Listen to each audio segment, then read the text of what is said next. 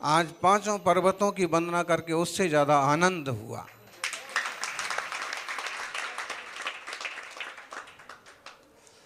पर्वतों की तो क्या वंदना करेंगे, लेकिन पर्वत साक्षी हैं कि तीर्थंकर नेमिनाथ यहाँ विराजे हैं।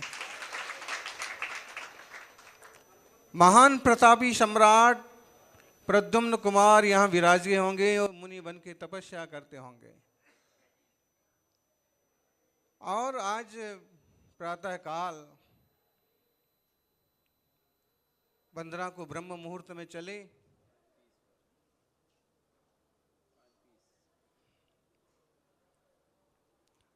और इतना उत्साह, इतनी तेजी के साथ जा रहे थे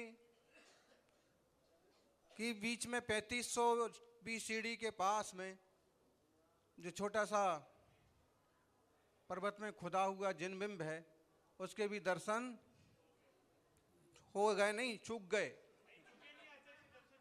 तुमने किए, चलो ठीक है, ये अच्छा किया। कुछ लोगों के हो गए, कुछ लोगों के छूट गए। वो इसलिए कि एक बार फिर चढ़ो और फिर अपना मूल मंदिर के दर्शन तो सब हुए। और लोग कहते कि पहले अपन पांचवी की करो फिर पहली की करो। मेरी समझ से भूल नहीं करना चाहिए। सबसे पहले साक्षात आज भी जहाँ तीर्थंकर नेमिनाथ भगवान विराजमान है, पहली टोंक पर पहली वंदना वहीं से करना चाहिए। कभी ताला भी लगा हो तो बाहर के सीढ़ी के दर्शन करो। क्या 10 कदम में क्या बिगड़ जाएगा। तो फिर वहाँ पहुँचे, अभिषेक हुआ, शांति धारा हुई, 5 शांति धारा। 22 नंबर के तीर्थंकर और लगभग सब 22 हजार में, ज़्यादा भी होंगी, लेकिन ऐसे शांति धारा हुई। कई महीनों बाद इस तरह से पहाड़ पर शांति धारा हुई होगी। फिर उसके बाद 3 परिक्रमा करके पारस जी, पहाड़ पर बड़ी मूर्ति विराजमान होना चाहिए। कैसे होगी, कब होगी, ये तो आप बोलते नहीं हो, वो बोलने वाले वहीं रह गए आपके गांव में। बाकी ये है कि मंदिर के पीछे तरफ, चूँकि वहाँ एक छोटा सा भवन भी बन जाना चाहिए जो बरसात वगैरह में काम आए, और मूर्ति भी इस ढंग से विराजमान हो कि अपने को दूर से भी दिखे। तो उस पर विचार यही होगा। तो उसके लिए वहाँ पर मंत्र पढ़े, आज हमने शांति धारा करवाई कि, और 11 लोगों ने 22 में तीर्थंकर करते। वो तो 1000 बोला, तेजस ने तो 1000 बोले, नहीं लाख बोलते तो लाख भी हो जाते। तो 11 लोगों ने शांति धारा औपचारिक रूप से आज वहाँ पर संपन्न की। फिर उसके बाद नीचे तरफ हम लोग गए, और जो भवन है उसमें थोड़ा सुधार हो जाए तो वो भी काम में आएगा। और वहाँ एक गुफा है, जैसे हम राजुल की गुफा का रूप दे सकते हैं। जो ऑलरेडी पीछे है वो है, और वहाँ हमें आसानी से जाने को नहीं मिलता है। और जब तक चाबी खोजेंगे तब तक घंटा निकल जाता है। तो अपने वहीं नीचे एक और राजुल की गुफा बना लें, ताकि राजुल जी का भी उसमें भी आके बैठा करें। फिर ध्वज चढ़ाने की बात आई। मंदिर पर ध्वज था नहीं, नज़र तो हमारी भी गई, लेकिन हम क्या बोलें अचानक से। तो तेजस बोला कि महाराज जी ध्वज चढ़ाना है, और हाथ में ध्वज भी था। तो कौन चढ़ाएगा, तो मैं चढ़ा दूंगा। इतने में वो कौन से गांव के श्रावक थे, बोरी के श्रावक, उन्हें 22 का आंकड़ा बोल करके भगवान के मंदिर पर ध्वजा चढ़ा। तो सबसे पहले ये चढ़े, इनके साथ साथ वो युवा भी चढ़ गए, 2 युवाओं ने मिलके। और आज, और ऐसे तो वहाँ 100 से ज़्यादा एट ए टाइम उपस्थित थे।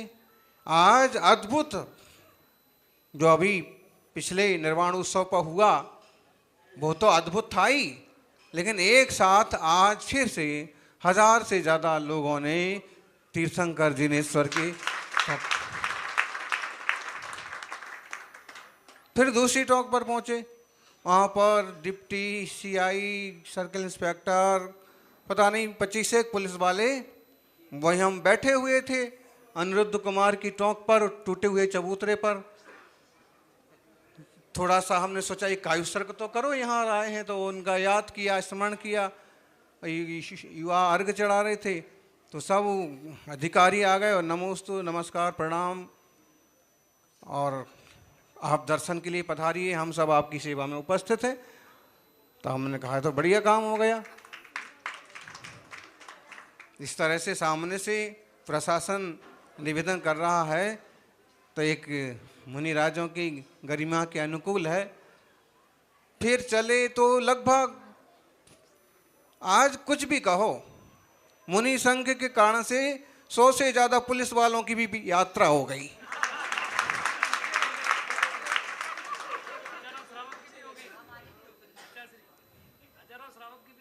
हजारों श्रावक की तो हुई, वो तो करने आए ही थे, लेकिन मुनि संघ की सेवा कहो, सुरक्षा कहो, उस शुभ भाव में उनकी भी यात्रा हो गई।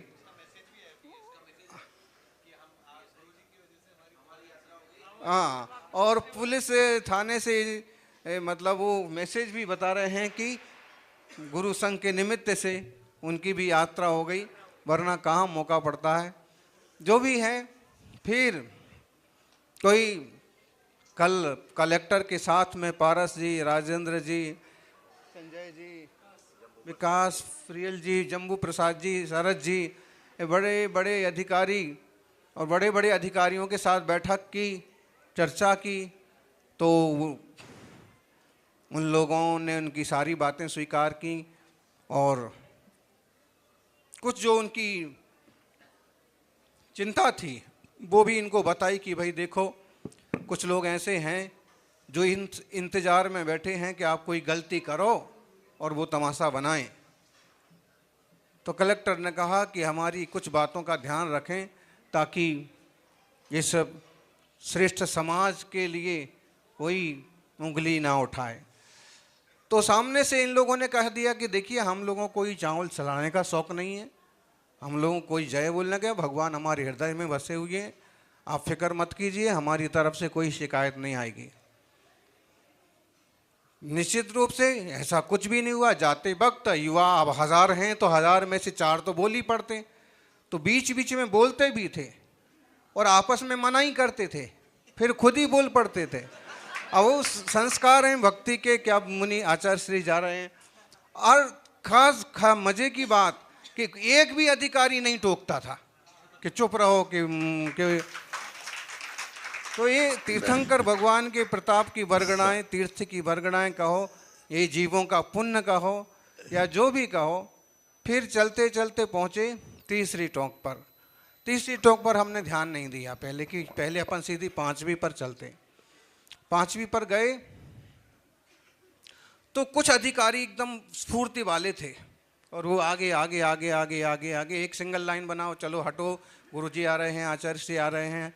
और ऐसे मतलब एक वो जो ऐसे बोलना नहीं चाहिए, लेकिन तीर्थंकर प्रभु के समोषण का विहार होता है और अमुक जाति के देव जो हैं वो व्यवस्था बनाते हुए आगे आगे जाते हैं।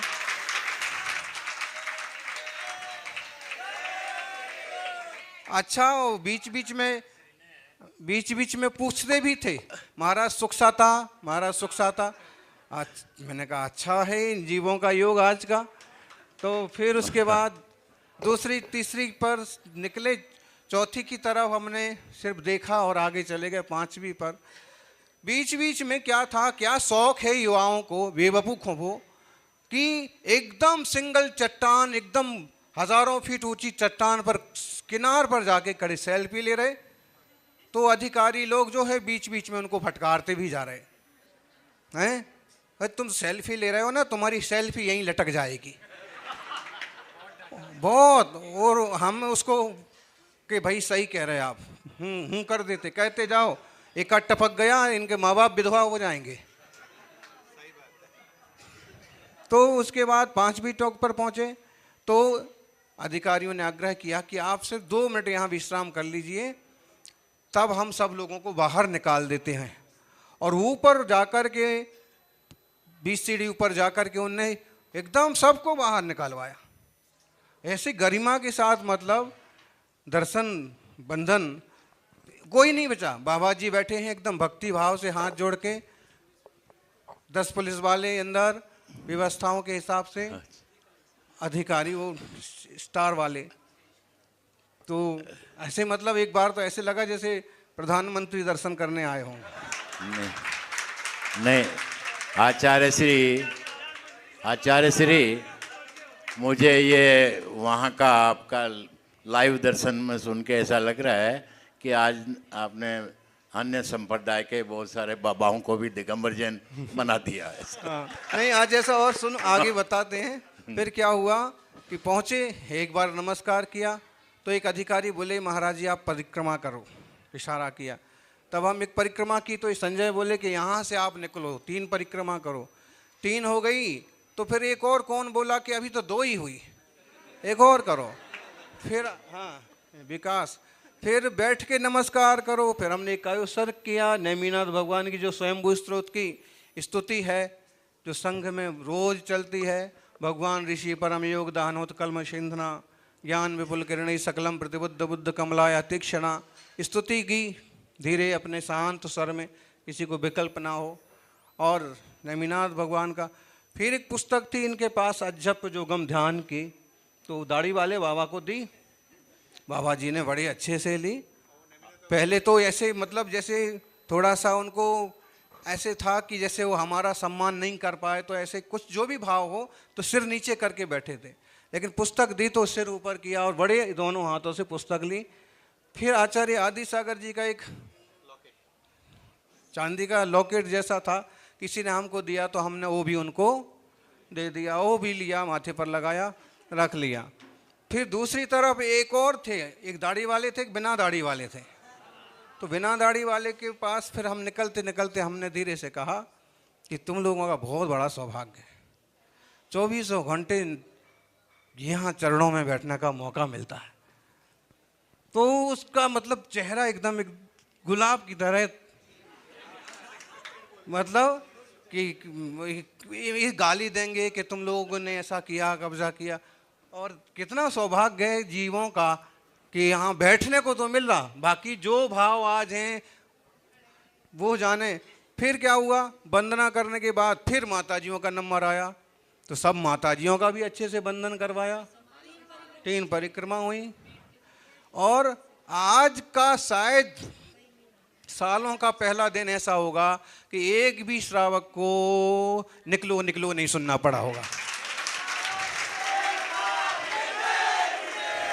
किसी ने ज्यादती की होगी तो फिर देखो बोलना पड़ेगा। जब हम निकले थे तो 1000 लोग नीचे खड़े थे बेचारे, तो एक बार तो बोलना ही पड़ेगा। फिर माला दी कि भाई चरण को लगा दो, तो बाबा जी बोले कि पहनोगे तो नहीं? नहीं पहनेंगे, जाप करेंगे। अच्छा, लगा दी, चरण को दे दी। और फिर उसके बाद जब हम चौथी टोक पर चढ़े और चौथी टोक पर चढ़ गए तो वहाँ से कुछ पुलिस अधिकारी और वही बाबा जी लगातार देखे जा रहे थे, मतलब। और उनकी मुद्रा से ऐसे लग रहा था जैसे प्रसन्न मन से देख रहे हैं कि ये तपस्वी देखो कहाँ से कहाँ चढ़ के पहुँच गए, मतलब। हाँ, सभी बाहर उनके उस टॉक के पारा जी, उस टॉक के पीछे तरफ काफ़ी जगह है श्री, उस टॉक के पीछे मैं एक छोटी सी कल की घटना बताता हूँ, आप लोगों को बता रहा हूँ कि वहाँ बैठ के दर्शन करने की इजाज़त तो अदर कास्ट को भी नहीं है, अपने किसी को भी नहीं है। हाँ। लेकिन अब क्या बोले नहीं, कि गुरुओं का आशीर्वाद, यहाँ के श्रावकों का, ट्रस्टियों का पुरुषार्थ और संघ का पुण्य, मेरा कल कलेक्टर साहब से सीधा सवाल था इस बात पे, जब मैंने कहा ना आचार्य श्री बैठ के वंदना करेंगे, ये तो नहीं हो सकता, हमारे भी नहीं करते हैं। तो मैं कहा हम पागल नहीं है, 10,000 सीढ़ी चढ़ेंगे उतरेंगे, अगर कुछ करना ही नहीं है तो जैन इतने पागल तो नहीं है कि बिना वजह से वहाँ जाएंगे। तो फिर उन्होंने निर्देश दिया, लेकिन कल इन आचार्य श्री और उपाध्याय जी के लिए दिया उन्होंने, ये बाकी जो हुआ वो बोनस मान लीजिए आप। अच्छा, ब्रह्मचारी वर्ग, ब्रह्मचारिणी दीदियाँ, संघ सारथी वर्ग, सभी, अजित जी, पंडित जी, खंडावत जी, सभी का हुआ, अरड़िया परिवार, ये तो अकेले ही काफ़ी, इनके ही 1000 आदमी निकल आएंगे। तो उसके बाद चौथी टोंक पर चढ़े। चौथी टोंक पर चढ़ना का मतलब है कि दुनिया का कोई भी एडवेंचर, कोई भी पहाड़ पर चलने वाला बिना साधन के चौथी टोंक पर चढ़ना उसके लिए भी असंभव है, बिना साधन के। और फिर वहाँ तो ये है कि 1 सेकंड को चूके और 1 इंच चूके तो गए।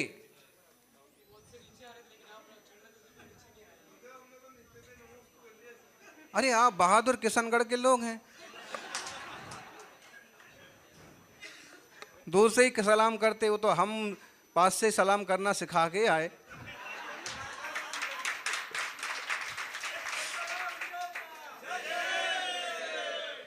फिर भी आप लोगों ने हिम्मत तो की, 5वीं तक पहुंचे, चौथी पर खड़े रहे, पूरे संघ के साथ दर्शन किए। उसके बाद वहाँ भगवान का अभिषेक हुआ, अनिरुद्ध कुमार मुनिराज मोक्ष पधारे, उनके अभिषेक हुए और ध्यान हुआ और प्रवचन हुआ। सुबह का प्रवचन आज भी नहीं चूके। वहीं चौथी टोंक पर 10 मिनट का प्रवचन भी, 50 श्रोता थे, सब एक एक पत्थर पर लटके हुए थे। जरा सी हवा चले कि जरा इधर उधर सरके तो वो हुआ। उसके बाद जब नीचे उतरे तो बिल्कुल जैसे प्रार्थना की मुद्रा में खड़े थे बाबा जी सामने। कम से कम बिना दाढ़ी वाले, जिनको हम बोल के आए थे बड़े पुण्यात्मा हो, तो वो बिल्कुल प्रार्थना की मुद्रा में कि कैसे भी धीरे धीरे नीचे उतर जाएं। उतर ही रहे थे, मतलब कहीं सरक ना जाएं। तो ये श्रावक तो यहाँ प्रार्थना कर ही रहे होंगे, भैया वो ऐसी स्थिति है कि उसके लिए तो 1000 लोग प्रार्थना करें तो ही नीचे आ पाओ, नहीं तो वहीं से ऊपर मोक्ष पास में पड़ेगा। अच्छा, फिर एक मन हमारा ऐसा हुआ कि आज आ गए हैं तो आज उपवास करेंगे और यहीं बैठेंगे दिन भर। केस लॉन्च करने का भाव हुआ तो हमने इशारा भी किया कि आप लोग नीचे जाओ, तो ये कोई भी हिलने को तैयार नहीं। ज़्यादा भीड़ भड़क्का में दिक्कत ही होती, ज़्यादा बासल में ही परेशानी होती। तो जो 50 एक थे, 15 एक तो साधु थे और ये सब, हाँ, और ये तेजस भी थे ही। फिर हमारा मन था, अच्छा इतना उपयोग, इतने निर्मल परिणाम, कोई क्लेश नहीं, कोई कसाय नहीं, कोई वैर विरोध नहीं, किसी के प्रति किसी प्रकार का दुर्भाव नहीं, एकदम सहज शांत परिणाम हो रहे थे। तो हमने इशारा किया कि आप जाओ, हम बैठेंगे। फिर 5-1 मिनट इंतज़ार किया, थोड़ा ध्यान करवाया, फिर जब नहीं हटे तो फिर हमने सोचा कि नीचे ही चलते हैं, नहीं तो आज वहीं बैठ के किस लॉन्च होता, आनंद ही आनंद हो जाता। अभिषेक हुआ चौथी टोंक पर, जाप भी हुए, अच्छा हुआ, सब आनंद आनंद हो गया। और फिर उसके बाद जो मोदी जी का नारा है स्वच्छ भारत, तो चौथी टोंक से उतरते उतरते कम से कम 101 बोतल, 101 पन्नियाँ, 20 चप्पलें और 20 चाय के कप सब बटोरते बटोरते ये बंडी लाल जी के ट्रस्टी तेजस भाई 2 थैले भर करके कमाई करके लाए। अगर बाजार में लेके चले जाएंगे तो 200 रुपये तो कोई भी दे देगा,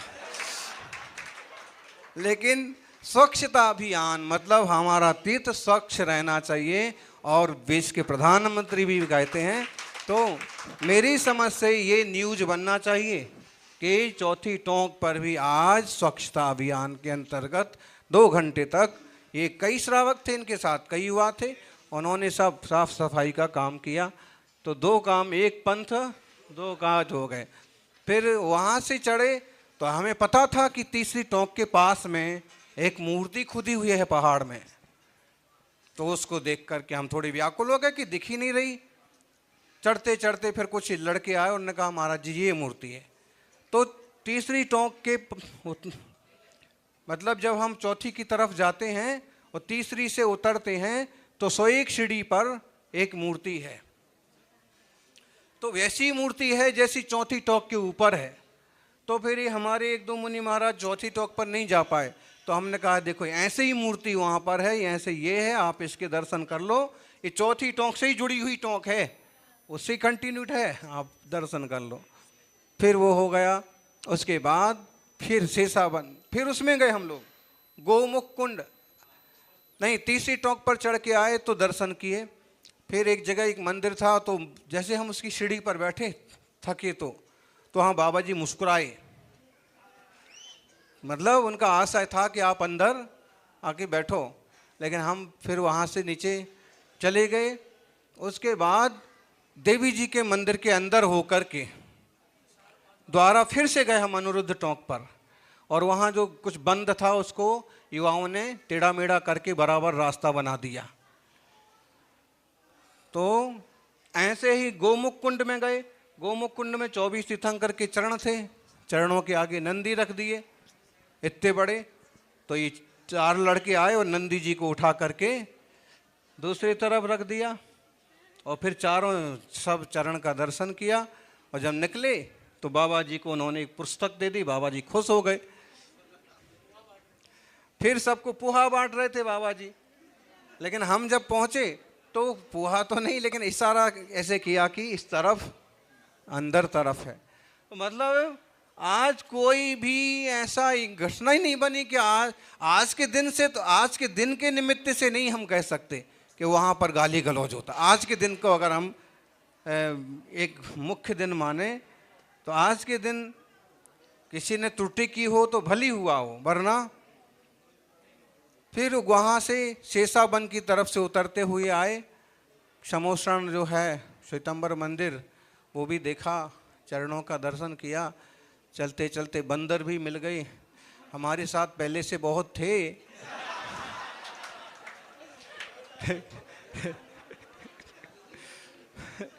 और मिल गए, काफिला बनता गया, पूरी सेना बानर सेना बन गई। फिर एक श्रावक ने हाथ पर चावल रख दिए मेरे, वो बहुत मतलब, तो वो बंदर आया और हाथ में से ले लेके, और फिर दूसरा आया, वो उससे उसका ज़्यादा होशियार, उसने हाथ में से लेना तो ठीक है, हाथ पकड़ा और मुंह लगा के हाथ में ही खाने लगा। और उसका देखिए मतलब है, पशु भी आपके वाइब्रेशंस को पहचानते हैं, उसके दांत होते हैं, बंदर काटते भी हैं, लेकिन उसके सिर्फ ओंठ छू रहे थे हाथ हथेली को, और चावल खा रहा था। करुणा कैसे पंचेंद्रीय संगी पर्याय है, और किस पर्याय में जीव पहुंच गए। अब तुलना करो, बाबा जी वहीं बैठे हैं, चाहें तो अपार पुण्य कमाएं, और शायद आज कमाया भी होगा। ऐसे ही पंचेंद्रिय बानर हैं, वो भी जंगल में रह रहे, लेकिन उनको पता ही नहीं है तत्व क्या है, स्वरूप क्या है। उसी जंगल में तपस्या करके नेमिनाथ भगवान बन गए, उसी जंगल में रह करके ये लोग कुछ नहीं कर पा रहे। उसी जंगल में यात्रा करके हम जितने परिणाम जोड़ेंगे उतना ज़्यादा पुण्य कमाएंगे, उतना ज़्यादा आत्मानुभव की तरफ जुड़ेंगे। चौथी टोंक पर हमने यही कहा कि हम इसलिए नहीं आए हैं थकने के लिए, हम तो यहाँ की वाइब्रेशंस लेने के लिए आए हैं कि आपने कैसे यहाँ से एकांत में साधना साधी, कैसे तत्व निर्णय किया, कैसे भेद विज्ञान के बल पर अद्भुत निर्भयता पैदा हुई। निर्भयता है, लोग तो बंदर से डर ही रहे थे, शेर आता तो क्या होता, बोलो। तो वो सब भी जीव हैं, वहां से उतरते हुए चढ़ते आए। अब लोग कहते जय नेमिनाथ नहीं बोलो, रास्ते में आए तो नींबू पानी वाले और जो लोग बैठे थे वही बोल रहे थे जय गिरनार जय नेमिनाथ। अरे भैया, अब वो तो उनको तो हमने नहीं सिखाया। अरे ये तीर्थंकर नेमिनाथ की महिमा ही है। वो टोंक पर जब तक बाबा जी बैठते हैं, जब तब तक भले ना बोलें, वो भी टोंक से उतरते ही जय गिरनार जय नेमिनाथ बोलते होंगे। सबके हृदय में कुछ ना कुछ प्रीति तो उनके प्रति होगी ही होगी। उन चरणों के पास बैठते बैठते कुछ ना कुछ अपनापन तो आता ही होगा। भले देखो भाई, अब हम एक बात कहें कि उनके हिसाब से उन लोगों की आजीविका का वो साधन भी है। कितने लोगों का पोषण होता होगा, फिर अचानक से आपको कैसे दे देंगे। दूसरी तरफ से हम थोड़ा सकारात्मक सोचें कि आपको मिल जाए, तो आप इतनी पक्की सिक्योरिटी नहीं रख सकते हैं, इतनी पक्की सिक्योरिटी नहीं रख सकते हैं और इतनी बड़ी सुरक्षा नहीं रख सकते हैं, और ना हर रोज 1 लाख आदमी दर्शन को ला सकते हैं। अभी यही सोचो कि सिक्योरिटी भी बनी हुई है और लाखों लोग दर्शन भी कर रहे हैं। बस उसमें हमको ऐसे ही चाहिए कि जैसे हमको आज दर्शन हो गए ऐसे ही हमेशा होता रहे। बाकी आप लोग खाओ पियो खुश रहो। पारस जी को चिंता लगी हुई थी, सूंथ हंसे, कोशिश भी अच्छी से अच्छी जमाई, लेकिन जब जिसकी चिंता पारस को होती है, पारसनाथ को होती है, उसके काम तो आपो आप बनते चले जाते हैं। बस अब दूसरी टोंक पर हो जाए और पहली टोंक पर बड़ी मूर्ति के लिए बढ़िया योजना बन जाए और ऊपर की धर्मशाला व्यवस्थित हो जाए और जिनालय। बाकी 5वीं टोंक के पास में कुछ मिल जाए। हाँ, ये तो नक्शा बना के भी ले आए, वो 4 कदम आगे चलते हैं। राह कठिन है। सही स्थिति का चित्रण किया, इतनी अपेक्षा तो मुझे भी नहीं थी। उम्मीद जरूर थी कि सब कुछ सही होगा। खूब सहयोग किया, रास्ते में कई बाबा लोग मिले और ऐसे बराबर बंधन करते थे। उसका कारण है महाराज जी कि आज कहीं न कहीं हो न हो, मेरे ख्याल से स्वर्ग से देव लोग उतरे थे यहाँ इस पहाड़ पे। अपने आगम में ये व्यवस्था भी है कि कोई विशेष प्रयोजन पे देव लोग स्वयं धरती पे आते हैं। तो इससे बढ़िया प्रयोजन कोई दूसरा क्या हो सकता है कि इतना बड़ा विशाल संघ आज भगवान नेमिनाथ के दरबार में जा रहा था। तो ये सारी जिम्मेदारी मेरे ख्याल से इंद्रों और देवी देवताओं ने आज निभाई। एक बात एक भी है, वो पुलिस वाला दूसरे लोगों को ऐसे हकलाता था, हड़काता था, और जब मुनि संघ की कोई माताजी महाराज आते तो वही महाराज जी आ रहे हैं, माता जी आ रहे हैं, रास्ता बनाओ रास्ता बनाओ, मतलब एकदम रोल ही चेंज हो जाता था। और इतने बड़े बड़े अधिकारी एकदम विनम्रता से कैसे हुई वंदना महाराज साहब। वो डीएसपी पीछे रह गए, तो आपकी स्पीड बहुत तेज़ है और आप आ गए, और अब तो हमने कहा कि आप भी दर्शन करके आओ, ऊपर जाके आओ। तो उनने कहा कि ठीक है मैं ऊपर जाता हूँ, जब तक सारे मुनियों के बराबर दर्शन ना होंगे तब तक मैं वहीं बैठूंगा। मतलब जिला का अधिकारी, और इस तरह से कहीं ना कहीं वही बात है कि हमारे गुरुजन, गुरुवर सन्मति सागर जी कहिए, निर्मल सागर जी कहिए, या स्वर्ग के देवता कहिए, वो भी कहीं ना कहीं सहकारी बने होंगे। और बंडी जी की जो बात पारस जी ने कही, इस बात से तो हम बहुत ही पहले से सहमत हैं कि अगर उस श्रावक परिवार ने, इसका इतिहास पढ़िए आप, वो प्रतापगढ़ से आए और यहाँ के बादशाह से उन्होंने चर्चा की, बादशाह को कुछ उन्होंने गिफ्ट किया, फिर उन्होंने, बादशाह ने कहा कि आपको क्या चाहिए, तो उन्होंने कहा कि कोई गृहस्थ होता ना कुछ भी मांगता, हीरा मोती मांगता, जमीन जागीर मांगता, उन्होंने कहा कि मुझे गिरनार में नेमिनाथ भगवान का मंदिर बनाना है, उसके लिए जगह चाहिए। राजा ने भी लिख के दे दिया। आज जो मंदिर है वो उन्हीं की बदौलत है, नहीं तो फिर सच्चा रोना होता। अभी तो हम जो शिकायतें हैं, आधी अधूरी शिकायतें हैं कि दर्शन नहीं हो रहे। अगर वो चीज़ ना होती, ये चीज़ ना होती, तो असल का रोना होता कि गिरनार में कुछ नहीं है। और जूनागढ़ में भी वो मंदिर, हम जानबूझ के वहाँ विश्राम किए, लोगों की नज़र में आए कि जूनागढ़ में भी मंदिर है। फिर उसके बाद समौशरण मंदिर की तो विस्तार बहुत है ही है। निश्चित रूप से परम पवित्र तीर्थ है। हमें तो खूब आनंद हुआ, सब लोग आनंद लें, और ख़ासकर युवाओं को जिनको बाहर घूमने शौक़ है, एडवेंचरिंग का शौक़ है, वो उनको गिरनार जरूर आना चाहिए।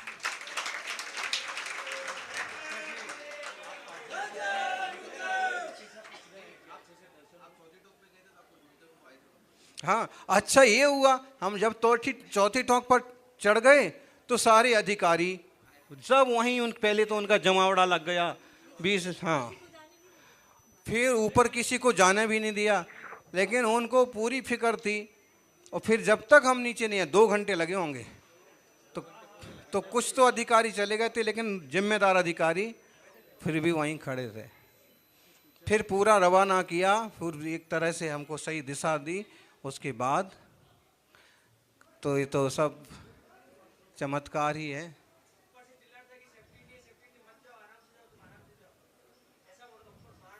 बाबा जी, अच्छा। तो जो भी है, जो भी हुआ, एक यूनिक हुआ, अद्भुत हुआ। और अगर इसी तरह का माहौल बन गया तो फिर गिरनार के दर्शन का आनंद 100 गुना ज़्यादा हो जाएगा। आज के लिए प्रशासन को भी आशीर्वाद, और बाबा जी वगैरह जो वहाँ उपस्थित थे, उससे संबंधित जो महंत जी वगैरह हैं, उसके लिए जिन लोगों ने कोशिश की, ट्रस्ट कमेटी, पारस जी वगैरह, तेजस जी और बंडी जी, और कविता का एक लड़का बोला कोई कि महाराज भी क्या कमाल दिखाते हैं, एक कविता सुनाते हैं और गिरनार लूट लाते हैं।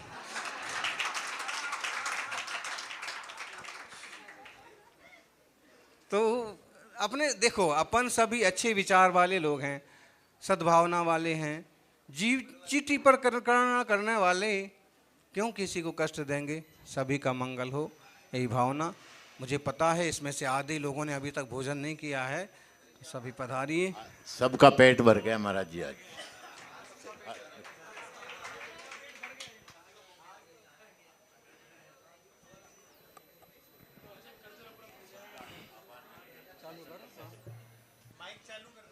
हेलो, आप लोगों ने सबने आज का अनुभव आचार्य श्री ने जो बताया, शायद आप लोगों को भी बहुत खुशी हो रही होगी। अब मैं अंत में इस तेजस कुछ बोलना है? मैं अपना अभिप्राय, ये तेजस जो है ना, तेजस इसकी जो सूरत है ना, ये दाढ़ी वगैरह बना के आता है, तो असली तेजस भगत सिंह जैसा दिखता है। नहीं, बहुत कर्मठ कार्य करता है बंडीलाल कारखाने का, अकेले के कंधे पे। हाँ, चौथा पहाड़ हम पहले भी चढ़े थे, ए था तो चढ़े, आज ए था तो चढ़े, ए नहीं होता तो हम चौथा पहाड़ नहीं चढ़ते। ये महाराज, ये एक अद्भुत ये युवा देखो, इस युवा को देख करके युवाओं सोचो, 400 से ज्यादा गिरनार की यात्रा इस युवा ने की। ऐसा महाराज 14 बार से ज्यादा चौथी टोंक पर चढ़े। तेजस कोई बंदर से कम नहीं है। मैंने एक इसकी क्लिप देखी थी, झंडा फहराने के लिए ऐसे ऊपर चढ़ गया। आज ही मैंने स्पेशल फोन किया, अरे कभी गिर जाएगा तो यार। बोले मैं तो रोज चढ़ता हूँ। खैर, तू भी देवी देवताओं के रक्षा कवच में है, मस्त रहे, कोई चिंता मत कर। हाँ, और आप सब बड़ों का उसको प्रोत्साहन मिलता रहता है, ये अच्छा है।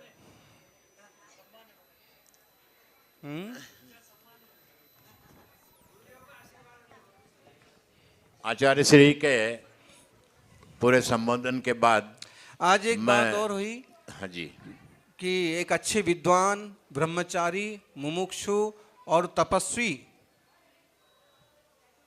जिनके नए विज्ञान हमको भी पसंद हैं, सुमत प्रकाश जी, ब्रह्मचारी सुमत प्रकाश जी, बहुत बढ़िया 7 वक्ता है। प्रतिमाधारी। मुमुक्षुओं में प्रतिमाधारियों के दर्शन करना हो तो आप सुमत प्रकाश जी को जरूर देखिए। हमारा उनसे संयोग बना, केवल एक डिब्बे में उनके कपड़े धुल जाते हैं, उसी में स्नान हो जाता है। छुल्लक जी, तुम्हें तो 2 बार कमंडल लगता होगा एक डिब्बे में। और भोजन करने का तरीका एकदम जो पुराने जमाने के दादा दादी, शुद्ध तरीके से टोटल। एक बार हमने कहा कि ऐसा नहीं मिलता है तो क्या करते हो? अपने हाथ से बना करके खा लेता हूँ, लेकिन अशुद्ध भोजन। तो ऐसे उनके पास रहने वाले युवा मिले और उन्होंने कहा कि महाराज जी, भैया जी ने नमोस्तु भिजवाया है और याद किया है, और आपके सानिध्य में जो तत्व चर्चा हुई उसकी स्मृति कराई है। तो हमने कहा एक बार फिर से कोशिश करें कि अपन बैठ के नए विज्ञान पर और गंभीर विवेचन करें सुने, तो उनको भी आशीर्वाद दिया चौथी टोंक से। ओम। महानुभाव, सब कुछ शायद मेरे बताने पे किसी को भरोसा आधा होता, कम होता, अधूरा होता, लेकिन आचार्य श्री ने अपने ओ भैया श्रीमुख से सारी स्थिति का चित्रण किया है। और ये आप जितने 200-500 बैठे हैं, ये संदेश यहाँ तक सीमित नहीं रहेगा, ये पूरे भारतवर्ष में जाएगा। मैं अंत में, मैं तो खुश हुई, बहुत सारे लोग मेरी कम्युनिटी के भी आज ये संदेश सुन के बहुत प्रसन्नता जाहिर कर रहे होंगे और हौसला बढ़ रहे होगा कि अब हम भी जाएंगे। अब मैं आज के इस विशेष प्रयोजन में जो जो भी सहयोगी रहे, शासन, प्रशासन, पुलिस, अधिकारी, कार्यकर्ता, बाबा लोग, विशेष तौर से अन्य समाज के जितने भी साधु बाबा लोग या कर्मचारी लोग थे, उनके अच्छे सहयोग और स्वभाव से खुश होकर मैं उन सब का बहुत बहुत आभार व्यक्त करता हूं और अपेक्षा करता हूं कि यही व्यवहार हम आपके साथ और आप हमारे साथ बनाए रखें। कभी कोई कोर्ट कचहरी विवाद की आवश्यकता ही नहीं पड़ेगी। इसके साथ आप सभी का भी बहुत बहुत धन्यवाद। जिन्होंने अभी जिनका खाना बाकी है, अब आप इस विषय से फ्री हैं।